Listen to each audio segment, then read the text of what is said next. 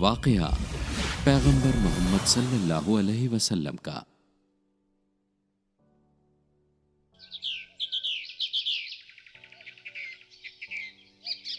پیغمبر محمد صلی اللہ علیہ وسلم کی پیدائش عرب کے مکہ میں 12 ربیع الاول میں ہوئی۔ ان کی والدہ آمینہ زہرہ خاندان کے وہاب ابن عبد المناف کی بیٹی تھیں۔ ان کے والد عبداللہ عبد المطلب کے بیٹے تھے۔ ان کے اجدادوں میں پیغمبر ابراہیم علیہ السلام کے بیٹے اسماعیل سے ان کے نیک گھر کا پتہ چلتا تھا۔ پیغمبر کے والد کا انتقال ان کی پیدائش سے پہلے ہو گیا تھا اور ان کی والدہ نے 6 سال کی عمر تک ان کی پرورش کی۔ جب پیغمبر 6 سال کے ہوئے تب ان کی ماں کا بھی انتقال ہو گیا، لہٰذا ان کے دادا عبد المطلب نے ان کی پرورش کی۔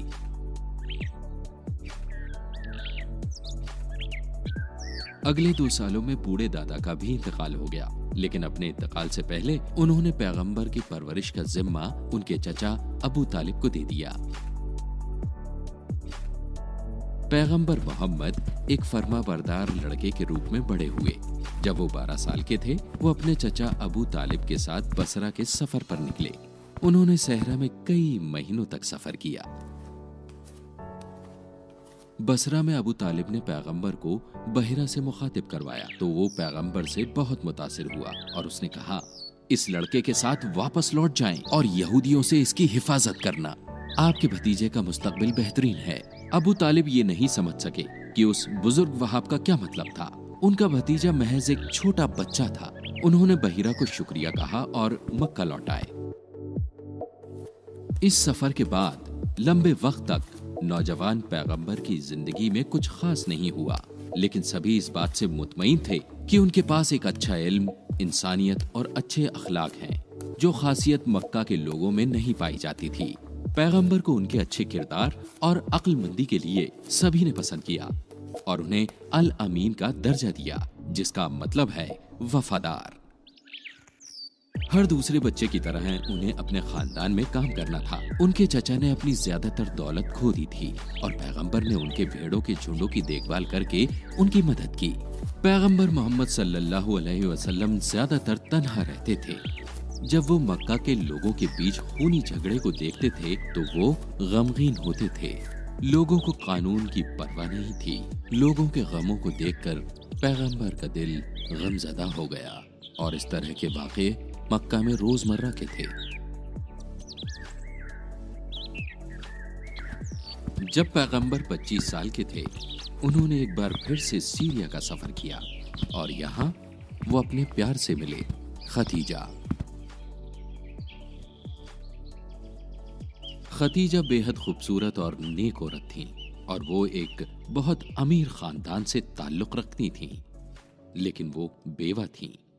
بیوہ ہونے کے باوجود معاشرے کے کئی امیر اور بڑے آدمیوں نے ان سے نکاح کرنے کی خواہش ظاہر کی، لیکن انہوں نے ان سبھی کو منع کر دیا کیونکہ وہ پھر سے نکاح کرنے کی خواہش مند نہیں تھیں۔ تب تک پیغمبر محمد صلی اللہ علیہ وسلم ان کی زندگی میں نہیں آئے تھے۔ خدیجہ کو کسی ایسے ایماندار شخص کی تلاش تھی جو اس کے لیے تجارت کر سکے۔ پھر وہ پیغمبر سے ملی۔ خدیجہ کو پتہ چلا کہ پیغمبر بھلے ہی ایک یتیم اور غریب تھے پر وہ ایک اچھے خاندان سے تعلق رکھتے تھے۔ وہ بہت ہی پاک اور نیک کردار کے تھے اور ہر طرف سب سے ایماندار آدمی کے طور پر جانے جاتے تھے۔ پیغمبر نے جلدی ہی ان کے لیے کام کرنا شروع کر دیا اور اپنی پہلی تجارت کے سفر کے لیے نکل پڑے۔ سفر سے واپس آنے کے بعد خدیجہ نے اپنے خادم سے پیغمبر کے کردار کے بارے میں پوچھا۔ خادم نے جو بتایا اس نے انہیں حیران کر دیا۔ اس نے کہا، اب تک میں جتنے بھی لوگوں سے ملا ہوں ان میں سے یہ سب سے نیک ہیں۔ انہوں نے کبھی بھی میرے ساتھ سختی نہیں کی جیسا کہ کئی دوسرے لوگ کرتے ہیں، اور جب ہم چلچلاتی دھوپ میں صحرا میں سفر کر رہے تھے تو ہمیشہ ہمارے پیچھے ایک بادل تھا جو ہمیں سایہ دے رہا تھا۔ اتنا ہی نہیں، یہ نیا خادم ایک بہت اچھا تاجر بھی ثابت ہوا۔ پہلے انہوں نے اپنا دیا ہوا مال بیچا، پھر منافع کے ساتھ اس نے دوسرا مال خریدا اور انہیں پھر سے خریدا۔ اس طرح دوہرا منافع کمایا۔ خدیجہ کو پیغمبر سے محبت ہو گئی۔ 15 سال بڑی ہونے کے باوجود पैगंबर से निकाह करने के लिए खदीजा तैयार हो गईं। अगले दिन उन्होंने अपनी बहन को पैगंबर के पास भेजा।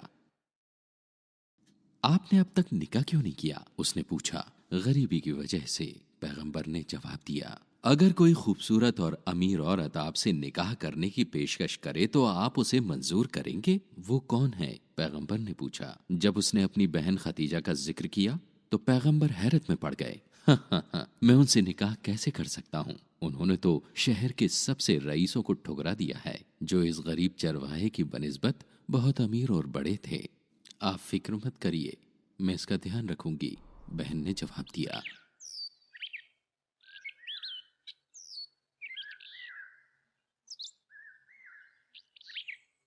थोड़े वक्त के बाद पैगंबर ने खदीजा से निकाह किया। यह इंसानी तारीख में सबसे ज्यादा मोहब्बत, खुशी और पाक निकाह में से एक की शुरुआत थी। इस निकाह ने उन्हें एक औरत का प्यार भरा दिल दिया, जिसने यकीन को उनके अंदर जिंदा रखा, तब जबकि कोई आदमी उन पर यकीन नहीं करता था। पैगंबर उसके बाद कई सालों तक अच्छी और आराम की जिंदगी जीते रहे।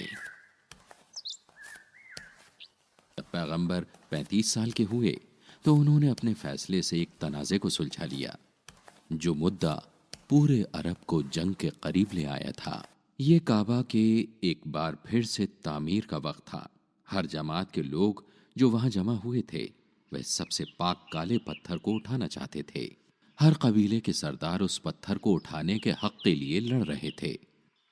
तब एक बुजुर्ग आदमी आगे आया और उसने कहा, इस दरवाजे से आने वाले पहले शख्स की बात को सभी को मानना होगा। दरवाजे से आने वाले पहले आदमी कोई और नहीं बल्कि पैगंबर मोहम्मद सल्लल्लाहु अलैहि वसल्लम अल अमीन थे। अलग अलग कबीले के लोगों ने उनसे मशवरा मांगा और तब पैगंबर ने हुक्म दिया, पत्थर को कपड़े पर रखें।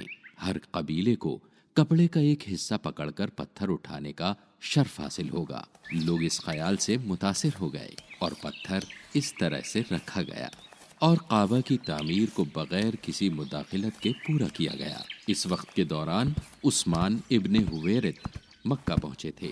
उन्होंने सोने का इस्तेमाल करके मक्का के लोगों को मुतासिर करने की कोशिश की और रोमन हुकूमत शुरू करने की कोशिश की, लेकिन उनकी ये कोशिश नाकाम रही, क्योंकि पैगंबर ने मक्का के लोगों को समझाइश दी। पैगंबर ने हमेशा गरीबों और जरूरतमंदों की मदद की। ऐसा कहा जाता है कि जब उनके चचा अबू तालिब बुरे वक्त में घिर गए तो पैगंबर ने अपने खुद की दौलत का इस्तेमाल करके उनके सभी कर्जों को चुकाया। पैगंबर ने अपने चचा के बेटे अली को तालीम भी दी और उन्हें बढ़ावा दिया। पैगंबर ने 1 साल बाद अपने चचा के बेटे अकील को गोद लिया।